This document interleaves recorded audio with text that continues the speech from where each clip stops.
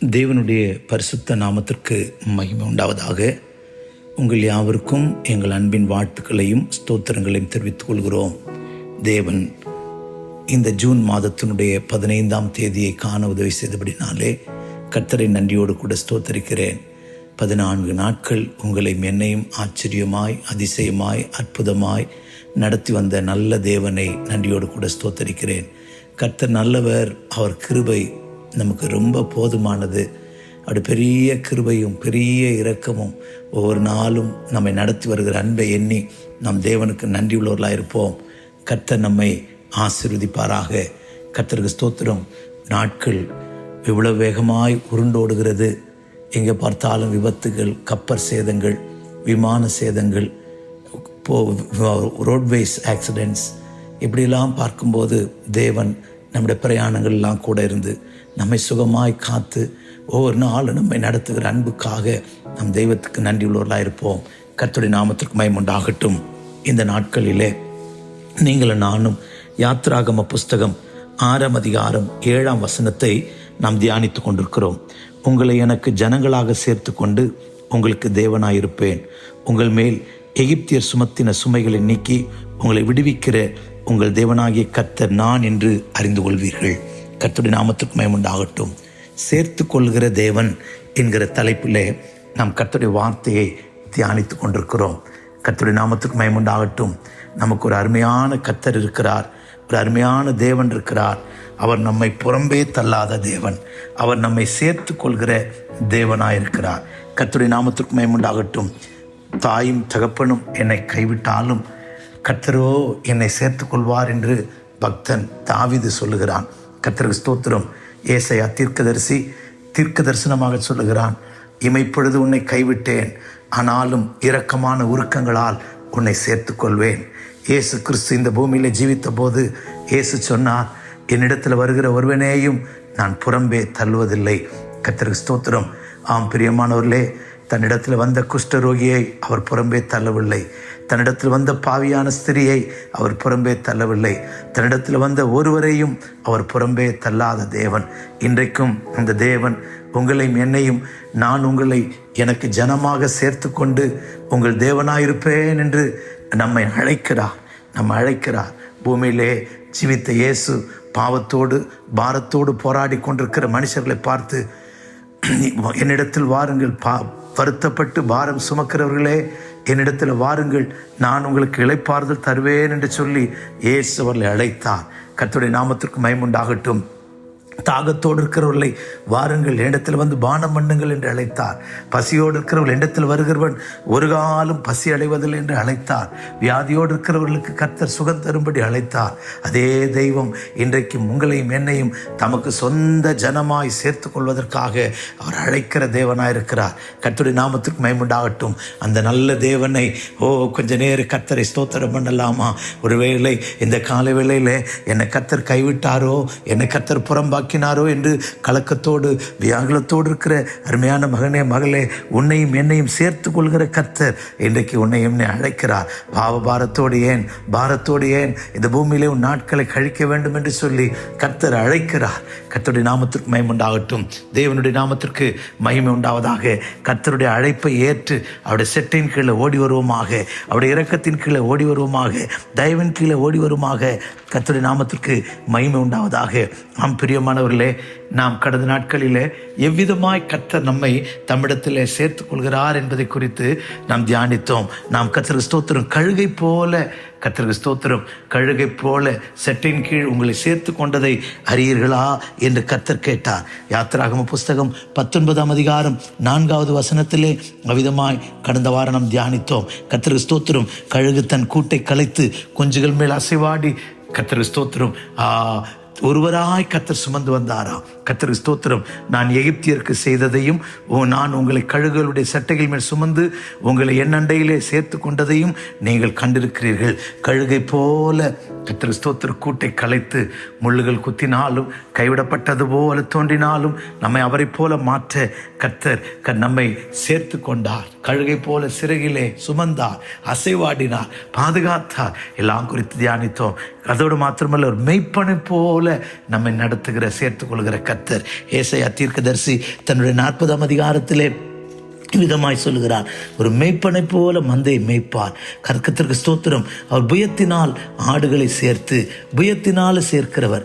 அதோடு மாத்திரமல் கரவல் ஆடுகளை மெதுவாய் நடத்துகிறவர் என்று ஏசாயா தீர்க்கதரிசி சொல்லுகிறார். மெய்ப்பனை போல தமது மந்தையை மேய்ப்பார்.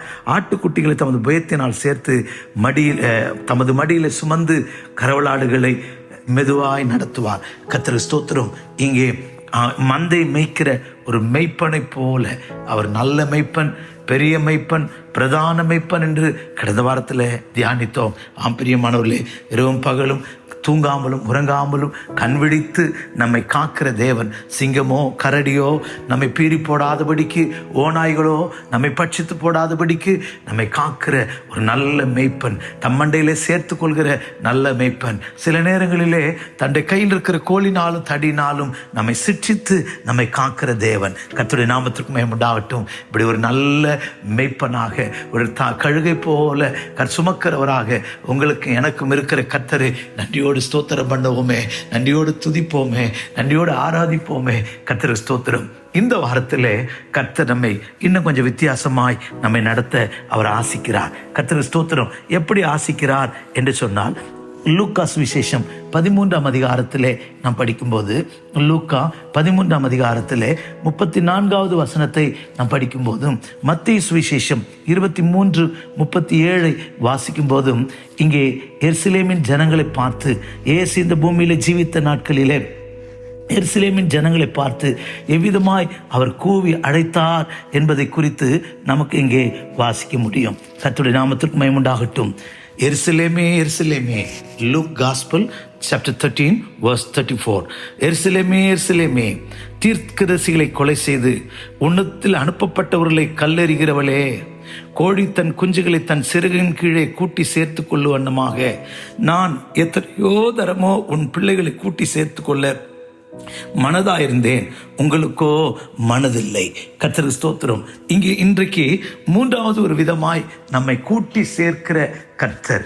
இன்னொரு விஷயம் கூட, அந்த நம்மை சேர்த்து கொள்கிற கர்த்தரை கொஞ்சம் நினைத்து இருதயத்தில் சந்தோஷிப்போம், இருதயத்தில் ஆனந்தம் அடைவோம், இருதயத்தில் தேறுதல் அடைவோம். இந்த முறை கர்த்தர் ஸ்தோத்திரம், கழுகை போல மெய்ப்பனை போல அல்ல, கோழி தன் குஞ்சுகளை தன் செட்டையின் கீழ் கூட்டி சேர்த்து கொள்கிற வண்ணமாக எத்தனையோ தரம் உன்னை நான் அழைத்தேன், எத்தனையோ தரம் நான் உன்னை அழைத்தேன். கர்த்தருக்கு ஸ்தோத்திரம். உங்களுக்கோ மனதில்லை, மனதில்லை.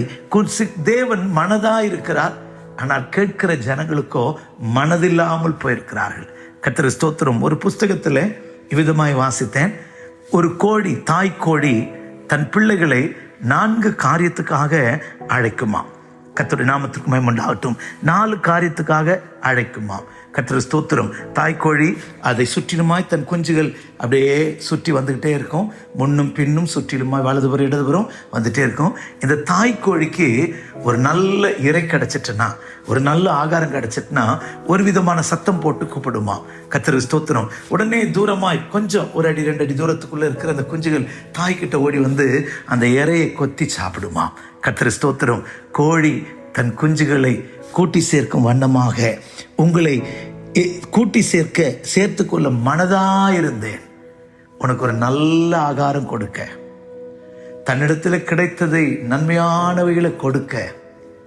இந்த தாய்க்கோழியை போல தேவன் நம்மை அழைக்கிறார். என்னிடத்தில் வாருங்கள், பசியா இருக்கிறவர்களே, தாகமா இருக்கிறவர்களே, பாவ பாரத்தோடு இருக்கிறவர்களே, பாரம் சுமந்து களைத்து போயிருக்கிறவர்களே, என்னிடத்தில் வாருங்கள். என் பிள்ளைகளே, என்னிடத்தில் வாருங்கள், ஒரு நல்ல ஆகாரம் கிடைத்திருக்கிறது. உடனே இந்த சத்தத்தை கேட்கிற கோழி குஞ்சுகள் கர்த்தருக்கு ஸ்தோத்திரம் ஆகாரத்தை அதுவும் சேர்ந்து கொத்தும். நம்ம கிராமங்களில் வசிக்கிறவர்கள் தாய்க்கோழி அப்படியாய் தன் குஞ்சுகளை போஷிக்கிறதை நடத்துகிறதை பார்க்கலாம். கர்த்தருக்கு ஸ்தோத்திரம். நம்முடைய ஆண்டவரும் கூட ஒரு தாயை போல நல்ல போஷிக்கிறதற்காக உங்களை என்னை கூப்பிடுகிறார். உங்களை கூட்டி சேர்த்து கொள்ள மனதாயிருந்தேன், உங்களுக்கோ மனதில்லை. துக்கத்தோடு சொல்லுகிறார். இந்த காலை வேளையில உன்னை சேர்த்துக்கொள்ள ஆசையாயிருக்கிற, உனக்கு நல்ல போஷிப்பை தந்து போஷாக்கை தந்து போஷிக்க உன்னை கர்த்தர் அழைக்கிறார். நீ வர மனதா இருக்கிறாயா? உனக்கு இயேசுனிடத்தில் வர மனதுண்டா? உன் பாரத்தில் விடுதலை பெற உனக்கு மனதுண்டா? இயேசுனிடத்தில் கிட்டே சேர்ந்து ஓடிவா. கோழி கூப்பிடுகிறது, கோழி தன் குஞ்சுகளை கூப்பிடுகிறது. ஒரு பாட்டுக்காரன் விதமாய் சொல்கிறான், கோழி தன் குஞ்சுகளை கூட்டி சேர்ப்பது போல, கோழி தன் குஞ்சுகளை கூட்டி சேர்ப்பது போல அழைக்கிறாரே ஜீவன் தந்த ரட்சகர், கூவி அழைக்கிறாரே ஜீவன் தந்த ரட்சகர். சாக்கு போக்கு சொல்லாமல் ஜல்தியாய் ஓடி வந்து, சாக்கு போக்கு சொல்லாமல் ஜல்தியாய் ஓடி வந்து, காக்கும் செட்டைகளின் கீழ் கண்டடைவாய் ரட்சிப்பு, காக்கும் செட்டைகளின் கீழ் கண்டடைவாய் ரட்சிப்பு.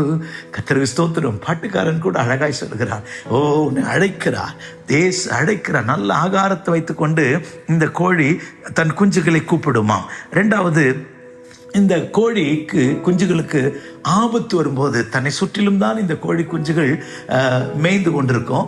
திடீரென்று ஒரு பருந்தோ கழுகோ மேலே குஞ்சுகளை தூக்கி கொள்ளும்படியா பட்சிகள் பறந்து வரும்போது இந்த கோழியினுடைய கண்கள் வானத்தை பார்க்கிறது. தனக்கு மேலாய் ஒரு பருந்து வட்டமிடுகிறதை, தன் பிள்ளைகளுக்கு ஆபத்து வருகிற நினைக்கும் போது இன்னொரு விதமான சத்தம் கொடுக்குமா. உடனே இந்த கோழி குஞ்சுகள் எல்லாம் தூரத்தில் இருந்தாலும் கர்த்தர் ஸ்தோத்திரம் ஓடி வந்து தாயினுடைய செட்டின் கீழே அப்படியே அடைக்கலம் புகுந்து கொள்ளுமாம். அது சிறையின் கீழே அடைக்கலம் புகுந்து கொள்ளுமாம். சிறையினால் அப்படியே மூடி மறைத்து கொள்ளுமாம். மேலே இந்த பிள்ளைகளை கவ்வுகிற கர்த்தர் ஸ்தோத்திரம், இந்த பிள்ளைகளை ஏமாற்றும்படியா இதை பட்சிக்க வருகிற எல்லா வல்லமைகளுக்கும் இந்த கர்த்தர் ஸ்தோத்திரம் செட்டையின் கீழ் இருக்கிறதுனாலே, சிறையின் கீழ் இருக்கிறதுனாலே ஒரு பெரிய பாதுகாப்பை இந்த கோழி குஞ்சுகள் உணருமா. இன்றைக்கும் கர்த்தர் நம்மையும் அழைக்கிறார். கர்த்தர் ஸ்தோத்திரம், உனக்கு ஆபத்து வருகிறது, என் செட்டின் கீழே ஓடிவா.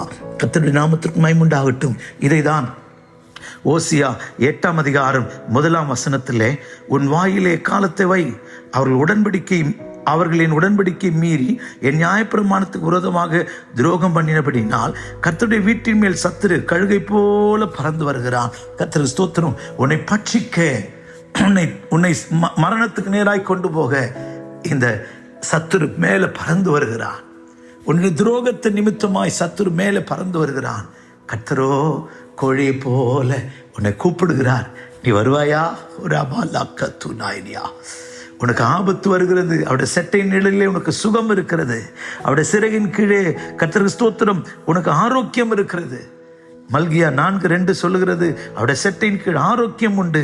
ரூத்தை குறித்து சொல்லப்பட்டிருக்கிறது, அவருடைய செட்டையின் கீழ் வந்த இஸ்ரவேலின் தேவனாகிய கர்த்தருடைய செட்டையின் கீழ் வந்த உனக்கு அவராலே நிறைவான பலன் உண்டாகுமா. ரூத் 2:12 அவிதமாய் சொல்லுகிறது. கர்த்தர் ஸ்தோத்திரம், இங்கே ஒரு மனுஷன் விதமாய் ஜெபிக்கிறான். சங்கீதம் 17:9 கர்த்தர் ஸ்தோத்திரம், தேவனே உம்முடைய செட்டை நிழலிலே என்னை காப்பாற்றும், தேவனே உம்முடைய செட்டை நிழலிலே என்னை காப்பாற்றும். தேவ செட்டையின் கீழே உனக்கு பாதுகாப்பு இருக்கிறது. கர்த்தருக்கு ஸ்தோத்திரம். ஆம், அவருடைய செட்டையின் கீழ் அவர் உனக்கு அடைக்கலமும் கேடகமுமா. கர்த்தருக்கு ஸ்தோத்திரம், அவருடைய செட்டையின் கீழ் அடைக்கலம் புகுவா என்று 91ஆம் சங்கீதம் 4ஆம் வசனத்தில் சொல்லப்பட்டிருக்கிறது. அவருடைய செட்டையின் கீழே நீ வந்தால் உனக்கு நிறைவான பலன். அந்த கோழியினுடைய செட்டையின் கீழே வந்தால் உனக்கு நிறைவான பலன், உனக்கு ஆரோக்கியம். கர்த்தருக்கு ஸ்தோத்திரம், உனக்கு அவர் அடைக்கலமாயிருப்பார், உனக்கு கேடகமாயிருப்பார். ஓ, நல்ல தேவன் செட்டை விரித்து அழைக்கிறார். கோழியை போல எருசலேமே, எருசலேமே, கோழி தன் குஞ்சுகளை தன் சட்டையின் சிறையின் கீழே கூட்டி சேர்க்கும் வண்ணமாய் உன்னை கூட்டி சேர்த்து கொள்ள மனதாயிருந்தேன். எத்தனையோ தர உனக்கு மனதாயிருந்தேன், உனக்கோ மனதில்லை. உன்னை பார்த்து கர்த்தர் இந்த காலவில் அழைக்கிறார், பாதுகாப்பு தரும்படி. நல்ல ஆகாரம் மட்டுமல்ல, உனக்கு பாதுகாப்பை தரும்படி. மூன்றாவதாக இந்த கோழி குஞ்சு கர்த்தருக்கு ஸ்தோத்திரம், தாய்க்கோழி சிறகை விரித்து அது உறங்கும் போது தன்னுடைய சிறையின் கீழே எல்லா குஞ்சுகளையும் வைத்துக் கொள்ளுமா. கர்த்தருக்கு ஸ்தோத்திரம். காரணம் என்ன தெரியுமா? இந்த தாய்க்கோழியினுடைய அனல் அந்த குஞ்சுகளுக்கு தேவை, இந்த குஞ்சுகளுக்கு தேவை. இது தேவனோடு இருக்கிற ஒரு ஐக்கியத்தை காண்பிக்கிறது. உங்களுக்கு எனக்கு ஒரு நல்ல ஐக்கியம் தேவை. தேவனோடு உங்களுக்கு ஐக்கியம் இருக்கிறதா? 1 யோவான் 1ஆம் அதிகாரம் 7ஆம் வசனத்திலே நம்முடைய நம்முடைய குமாரனாகிய இயேசு கிறிஸ்துவுடனே கூட ஐக்கியமாக இருப்பதற்கு நம்ம அழைத்த தேவன் என்று அப்போஸ்தலன் சொல்லுகிறான். கர்த்தருக்கு ஸ்தோத்திரம்.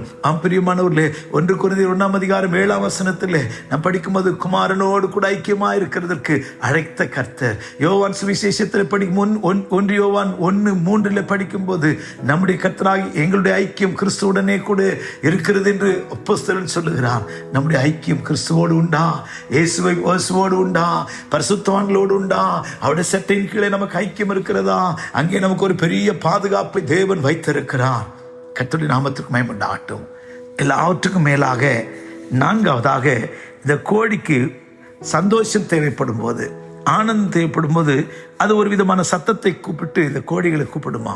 அப்போ பார்த்தீங்கன்னா நம்ம கிராமங்களில் பார்க்கல, சில கோழிகள் இந்த தாய்க்கு மேலே உட்காந்துருக்கும், சில கோழி குஞ்சுகள் அப்படியே சிறகின் கீழே உட்காந்து இந்த தாயை கொத்தும், அது அப்படியே சிறகை கொத்தி திறந்து கொடுக்கும். கர்த்தருக்கு ஸ்தோத்திரம். இந்த குஞ்சுகள் எல்லாம் தன்னோடு கூட இருக்கிறது, இந்த குஞ்சுகள் எல்லாம் தன்னோடு கூட இருக்கிறது. கர்த்தருக்கு ஸ்தோத்திரம். இந்த தாய் கோழிக்கு ரொம்ப சந்தோஷமா அது சிறைகளை குத்துறது. கர்த்தருக்கு ஸ்தோத்திரம். என் பிள்ளை எனக்கு வேதனைப்படுத்துதேன்னு சொல்லாம அது சந்தோஷமாய் கர்த்தருக்கு ஸ்தோத்திரம் தன்னுடைய சிறையை விரித்து கொடுக்கும். சில கோழி குஞ்சுகள் பார்த்து தலைக்கு மேலே ஏறி உட்காந்துருக்கும். கர்த்தருக்கு ஸ்தோத்திரம். அதுக்கு ஒரு ஆனந்தம்.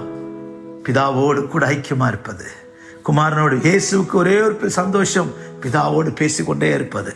கர்த்தருக்கு ஸ்தோத்திரம். பிதாவின் மடியில் இருப்பது.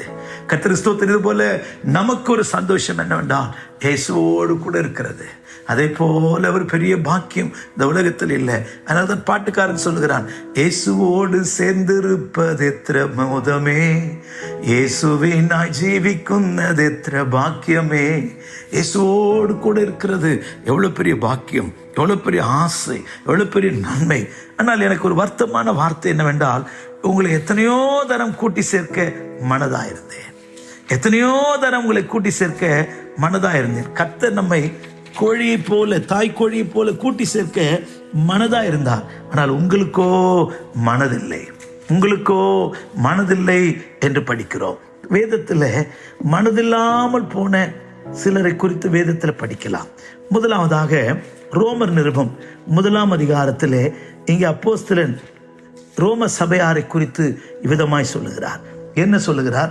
ரோமன்ஸ் சாப்டர் 1:28 அங்கே படிக்கும்போது, தேவனை பற்றி கொள்வதற்கு அவர்களுக்கு மனதில்லாதிருந்தார்களாம்.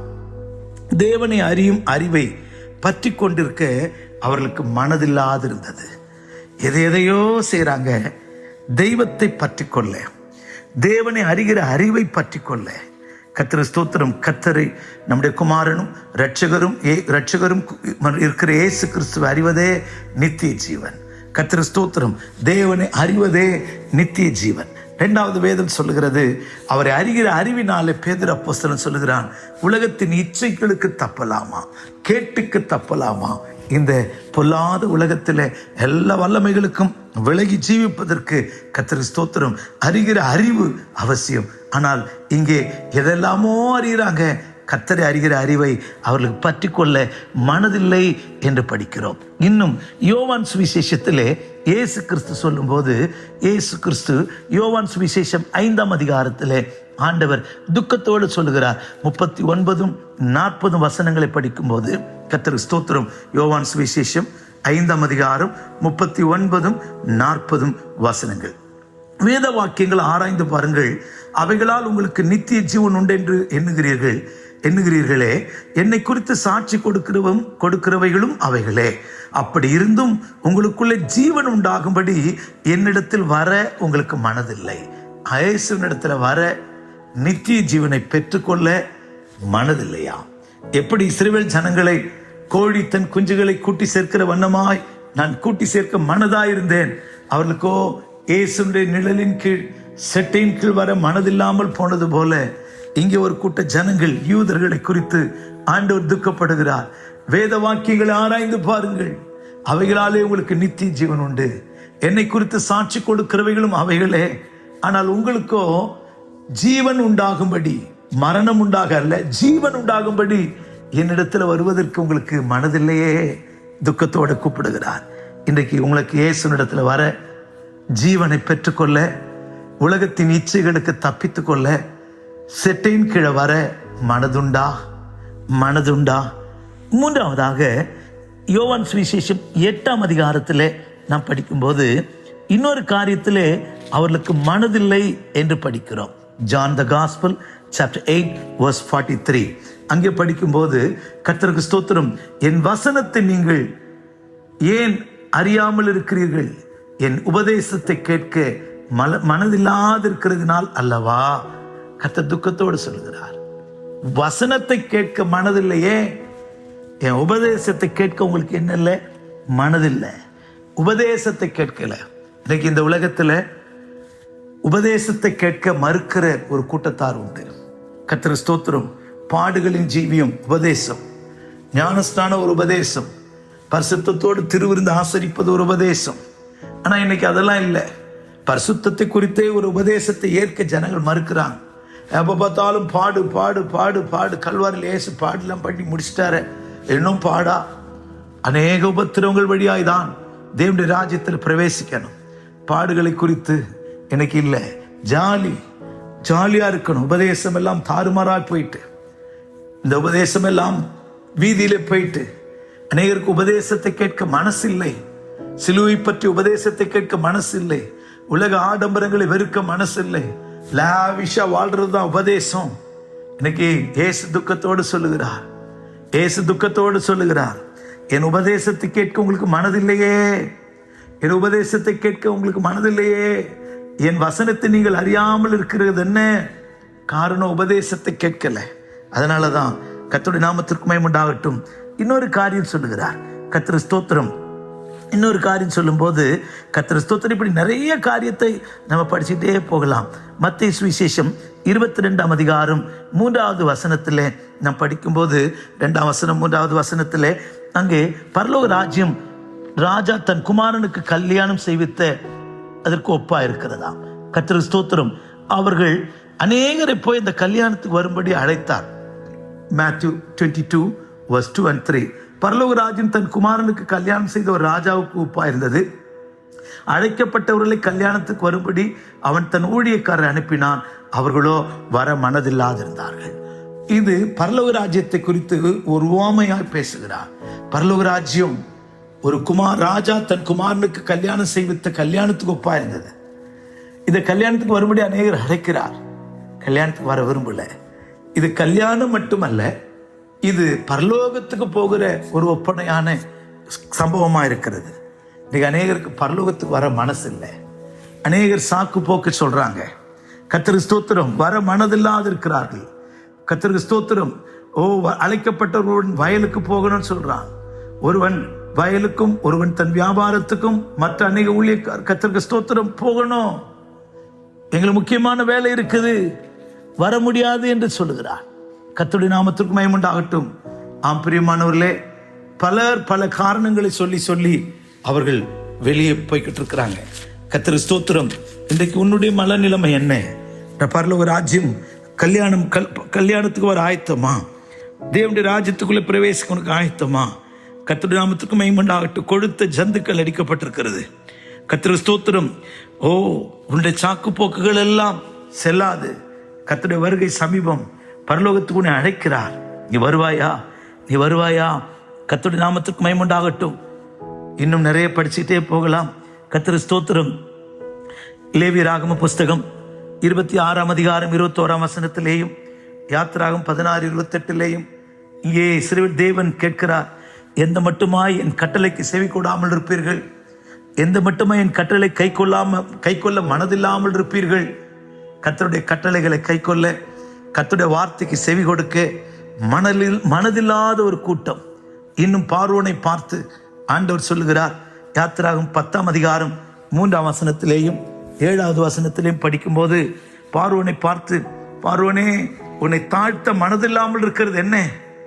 உன்னை தாழ்த்த மனதில்லாமல் இருக்கிறது என்ன? ஜனங்களை ஆராதனை செய்ய விடாமல் இருக்க மனதில்லாமல் இருக்கிறது என்ன? இன்றைக்கு சத்துரு அநேகர் தன்னை தாழ்த்த, எத்தனை நஷ்டம் வந்தாலும், எத்தனை வாதைகள் வந்தாலும், கர்த்தருக்கு முன்பாய் தன்னை தாழ்த்த மனதில்லாத ஒரு கூட்டம். பார்வோனை போல, சவுலை போல ஆகாகையும் அவனுக்கு உண்டானவைகளையும் அழிக்க மனதில்லை. இது முதல் தரமான, 2ஆம் தரமான பிரித்து வைக்கிறான். ஆனால் கர்த்தரோ அவனை பார்த்து சொன்னார், நீ எழும்பி போய் அமிலேக்கையும் அவனுக்கு உண்டான ஒன்றையும் விடாதே, கர்த்தர் ஸ்தோத்திரம். மூல பாஷையிலே ஒரு கழுதையின் குழம்பு கூட மீதி வைக்கப்படக்கூடாது, எல்லாவற்றையும் சுட்டெரிக்கணும். அவன் அமிலேக்கு அழிக்க மனதில்லை, ஆகாகை அழிக்க மனதில்லை, ராஜாவை அழிக்க மனதில்லை. கர்த்தருக்கு ஸ்தோத்திரம். ஆம் பிரியமானவர்களே, கர்த்தருக்கு ஸ்தோத்திரம். உங்களோட வாழ்க்கையில், என்னுடைய வாழ்க்கையில நாம் கர்த்தருக்கு மனதில்லாத ஒரு ஜீவியத்தை மாற்றி போட்டு சிற்றின் கீழே வர, ஆராதனைக்கு வர, உபதேசத்தை கை கொள்ள, கர்த்தருக்கு ஸ்தோத்திரம், நாம் தேவ சட்டையின் கீழ் வருவோம். தேவனுடைய கர்த்தருக்கு ஸ்தோத்திரம், தேவனை அறிகிற அறிவை பற்றி கொள்ள நாம் வருவோம். செட்டையின் கீழே வருவோம். உடைய சிறையின் கீழ் வருகிறேன். சங்கீதக்காரனை போல சொல்லுவோம், ஆண்டவரே உடைய செட்டி நிழலினை காப்பாற்றும், செட்டை நிழலினை காப்பாற்றும் என்று ஒப்பு கொடுப்போம். கர்த்தர் நம்மை ஆசீர்வதிப்பாராக. கர்த்தருடைய நாமத்திற்கு மகிமை உண்டாகட்டும். ஜெபிப்போமா? கோழி தன் குஞ்சுகளை கூட்டி சேர்க்கிற வண்ணமாய் எங்களை சேர்த்துக்கொள்ள, சிறகின் கீழே சேர்த்துக்கொள்ள, செட்டையின் கீழே சேர்த்துக்கொள்ள மனதாயிருக்கிற தெய்வமே, நீர் மனதாயிருந்தாலும் நாங்கள் மனமில்லாமல் உடைய அழைப்பை அசட்டை பண்ணி ஓடுகிறோமே, எங்களை மன்னியும். எங்களை சேர்த்துக் கொள்கிற அந்த விதத்தை நாங்கள் நினைத்து, ஆண்டவர் எங்களை கூவி அழைக்கிற விதத்தை நினைத்து, நல்ல ஆகாரம் இருக்கிறது என்று கூவி அழைக்கிறீர், ஆபத்து வருகிறது என்று அழைக்கிறீர். ஆண்டவரே செட்டின் கீழ் அடைக்கலம் புகுந்து கொள் என்று அழைக்கிறீர். ஆண்டவரே இந்த அழைப்பை கேட்டு ஆகாரத்திற்காக, ஆபத்துக்கு விலை காக்க, ஆண்டவரே அடைக்கலம் புக, உம்மை ஆனந்தப்படுத்த ஆண்டவரே நாங்கள் கூடி வர உதவி செய்யும். செட்டின் கீழே கூடி வர உதவி செய்யும். எங்களை நடத்தும், எங்களை ஆசீர்வதியும். கிருபை கூட இருக்கட்டும். இந்த இஸ்ரவேல் ஜனங்களைப் போல மனதில்லாத ஒரு ஜீவியத்தை எடுத்து போடும். ரோம சபையாரை போல பற்றி கொள்ள மனதில்லாத இருக்கிற ஜீவியத்தை எடுத்து போடும். இஸ்ரவேல் ஜனங்களைப் போல வார்த்தைக்கு செவி கொடுக்க, கட்டளைக்கு கை கொள்ளாமல் இருக்க அந்த மனதை எடுத்து போடும். ஆண்டவரே சவுலை போல ஆகாக அழிக்க மனதில்லாத இருக்கிற சுபாவத்தை எடுத்து போடும். வார்த்தைகளை, வசனத்தை கேட்க, உபதேசத்தை கேட்கிற மனதில்லாத இருக்கிற, உபதேசத்தின்படி ஜீவிக்க மனதில்லாத இருக்கிற ஜீவியத்தை எடுத்து போடும். எங்களை மனமுள்ளவர்களாய் மாற்றும். ஓடி வர, சட்டின் கீழே புக, ஓடி வர கிருபை செய்யும், நடத்தும், ஆசீர்வதியும்.